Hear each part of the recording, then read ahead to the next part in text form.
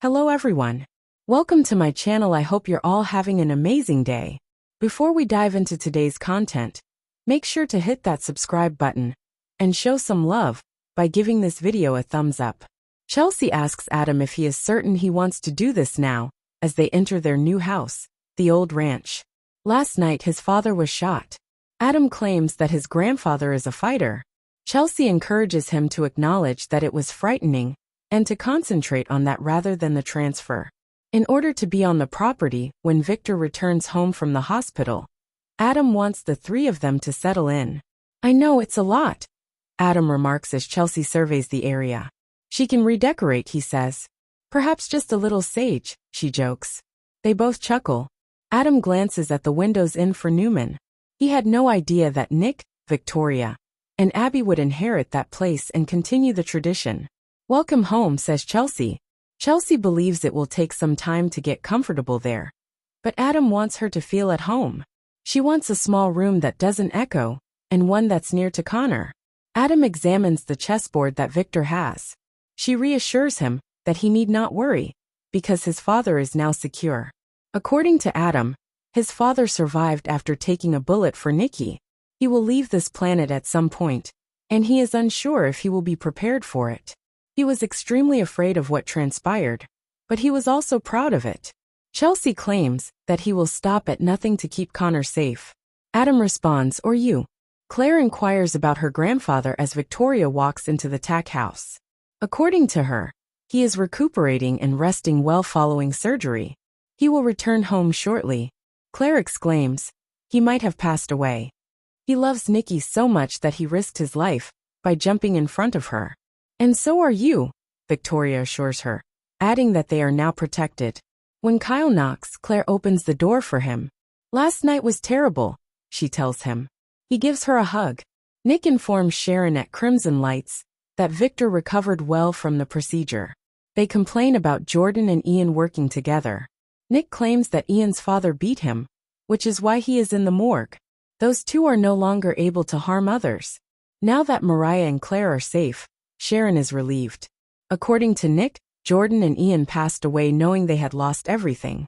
Now that he's gone, Sharon is confident Mariah will thrive. It will only take time. Now that they're gone, Nick is certain that the mending process will be simpler. Michael enters at that moment. He has information regarding Sharon's alleged murder.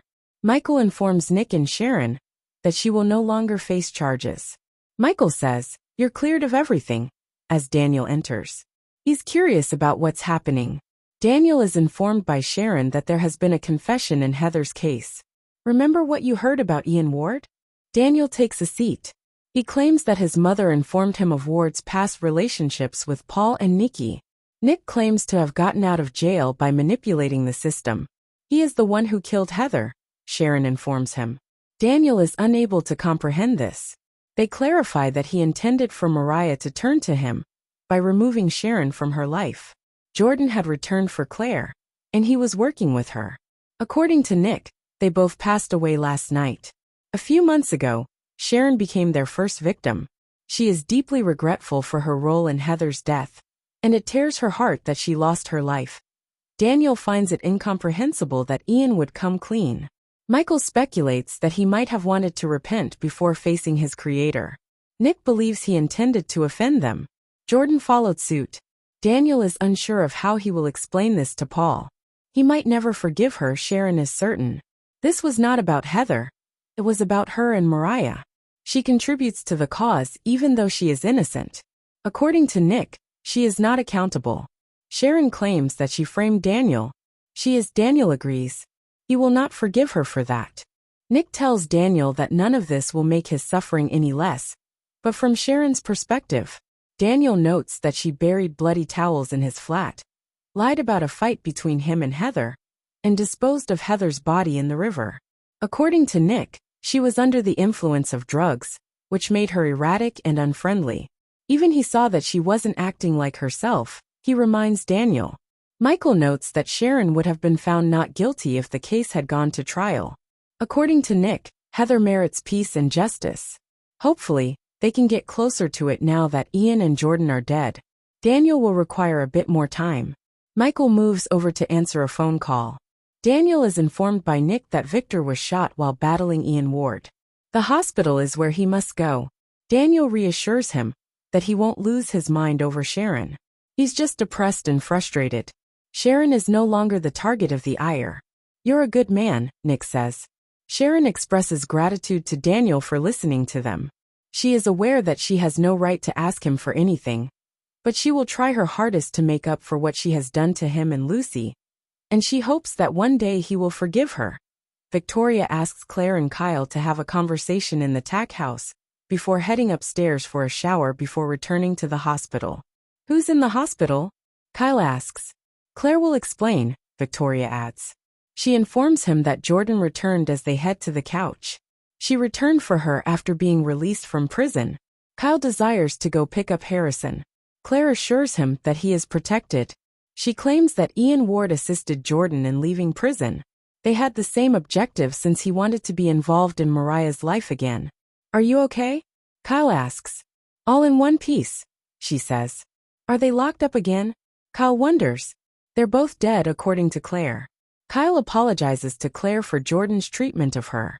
He finds out that Ian shot Nikki after her aunt consumed poison, and Victor was hit by the gunshot. After they fought over the gun, Ian was shot and killed. That she went through all of that, and he was unaware of it, astounds Kyle. Claire claims that the fear persists despite Jordan's passing. Kyle is confident that things will improve with time. "How did she get the poison?" he asks. "Was it brought there by her? Did Jordan anticipate that you would be the one to pass away last night, Claire?" According to Claire, the poison was covered by her insurance. Kyle questions her belief that she could get her back. Claire believes that during her incarceration, she persuaded herself that she belonged with her rather than her family. She discovered that everyone she cared about was in problems, once more when she spotted her in town. She informed her that she was stuck in a world that would never be hers, and that she missed her. She wanted to hear that, she said. She didn't want her to run away or cause further harm. That she carried all of that on her shoulders astounds Kyle. You don't need to maintain your composure. According to Claire, her aunt will never harm them again. Kyle assures her that she is amazing. She requests that he hold her. Adam tells Chelsea at the ranch that it's just the truth, and that he didn't say he would take a bullet for her to make her react. He and Victor have more in common than he realizes, Chelsea tells him, and that's a good thing. Victor adores his family. Adam and Chelsea are excited to live with Connor. They arrange to meet up later after Adam advises him to visit the hospital. Nick enters at that moment and yells, "Adam!" They appear to have an open-door policy, Adam thinks. According to Nick, he knocked. He was asked by Nikki to gather items to bring to their father's hospital room. When he finds out that Chelsea is moving in, she makes it apparent that they won't be getting back together. Nick informs Chelsea that he is worried about her living near her ex, while Adam leaves to answer a call. Chelsea has expressed her emotions to Adam. Nick claims that his brother is aware of his desires, and that he now believes they are achievable. Nick is informed by Chelsea that this isn't about romance or Adam. She has established clear limits. She'll let him know if he goes too far. Nick is always glad to assist her. When Adam returns, they say they have been talking about the house's suites. Chelsea urges Adam to send Victor her best effort and accompany Nick to the hospital.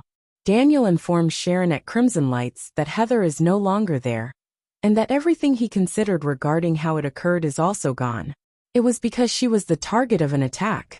In hypnosis, Sharon talks of remembering the hand on her shoulder.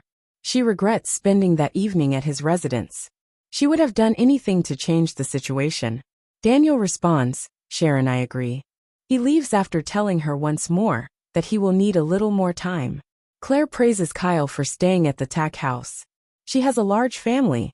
According to Kyle, Jordan is not her family, and he admires the Newman family's immense affection. He respects her as well, and inquires as to whether she has omitted anything, or is hesitant to share it with him. Claire claims that after discussing it with her mother and grandma, they decided to overlook it. She must respect their desires. Kyle adds he's available to listen if she decides to alter her mind. Claire is still struggling to accept the reality of Jordan's death. She will never be able to harm anyone again.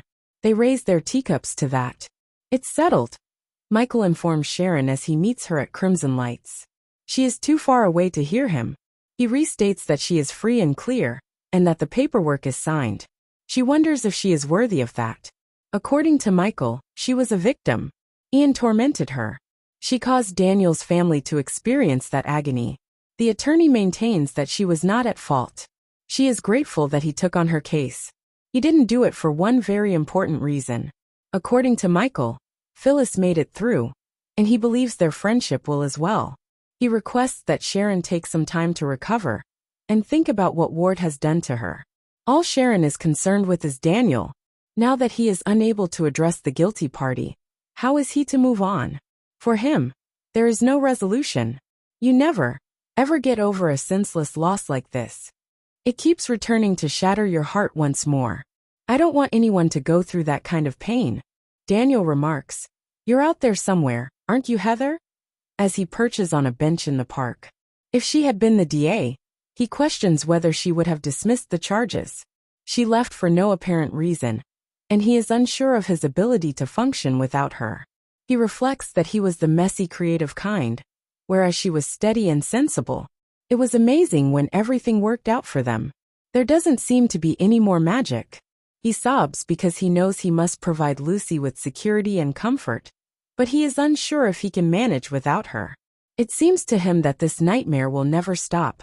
Nick and Adam talk about Chelsea moving into the ranch house in the automobile. It makes sense to Nick that she would want to support Connor. Adam urges his ex to end the relationship since he believes he shouldn't try again. What would have occurred if they had lost their old guy is the topic of conversation. Nick is unwilling to consider it. What's stopping you from saying it? Why do you want to know what would have occurred if your father had passed away? According to Adam, things might have gone differently. Everything will fall apart once he leaves. According to Nick, he won't be fired from Newman Enterprises. Adam is referring to the family. According to Nick, he is as much or as little a member of the family as he merits.